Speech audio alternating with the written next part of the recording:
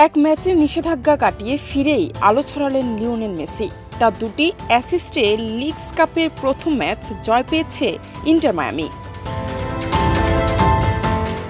Mexican club আটলাসকে ২-১ গোলে হারিয়েছে যুক্তরাষ্ট্রের দলটি। ৫৮ মিনিটে প্রথম গোলের সহায়তা করেন মেসি।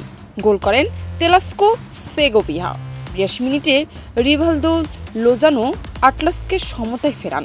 ম্যাচ গড়ায় যোগ করার সময় তখনই আবার মেসির পাশে গোল করেন মার্সেলো ভিগান।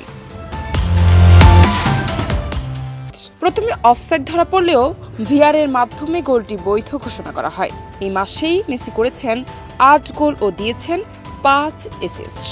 এ কারণে তিনি MLS মাস সেরা খেলোয়াড় হয়েছেন। এই ম্যাচে প্রথমবার মাঠে নামেন রদ্রিগো দি পল। বিশ্বকাপ জয়ী এই মিডফিল্ডার মেসির সঙ্গে ক্লাবেও একত্র হলেন। দি পল ও মেসির বন্ধুত্ব পুরনো। জাতীয় দলে একসঙ্গে খেলেছেন ৬২ ম্যাচ।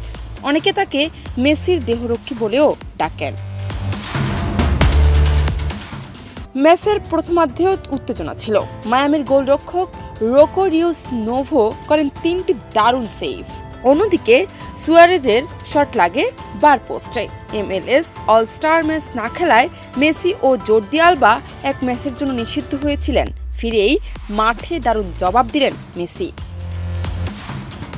জান্নাত নিপু, দেশ রূপান্তর।